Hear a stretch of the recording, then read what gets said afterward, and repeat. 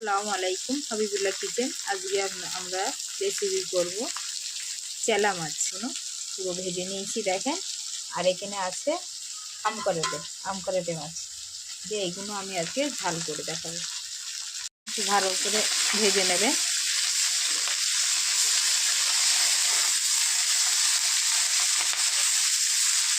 ভাজা পুরো কমপ্লিট হয়ে গিয়েছে। আমি একটু হালকা ভেজেছি দেখেন, পুরো ভাজা কমপ্লিট। কটা বসিয়ে দিয়েছি।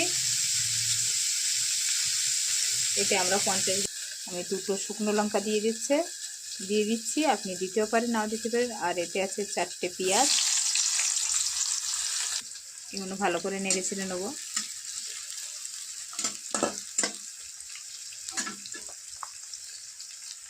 দেখেন পেঁয়াজটা লাল হয়ে গিয়েছে। 1 চামচ ঝালের গুঁড়া, 1 চামচ হলুদ, আর 1/2 চামচ জিরা মরিচ,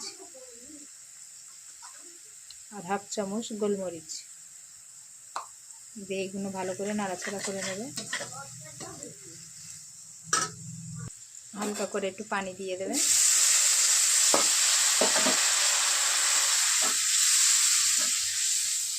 দেখেন কত সুন্দর কালারটা এসছে। এখানে আমি 1/2 চামচ রসুন বাটা,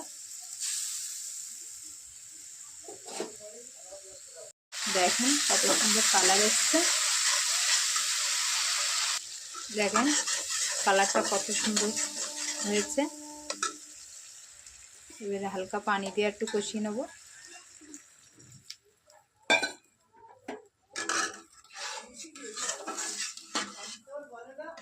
এইটাই লাস্ট পানি দেওয়া। কষানো হয়ে গেলে মাছটা ঢেলে দেবো। দেখেন পুরো মশলাটা কষানো হয়ে গিয়েছে। এবারে এইগুলো পুরো দিয়ে দেবো। দিয়ে এইভাবে নাড়াচাড়া করে ভালো করে হালকা করে নাড়বেন, বেশি নাড়বেন না। এবারে পানিটা দিয়ে দেবো। এই পানিতে বেশি পানি লাগবে না, হালকা পানিতেই হয়ে যাবে।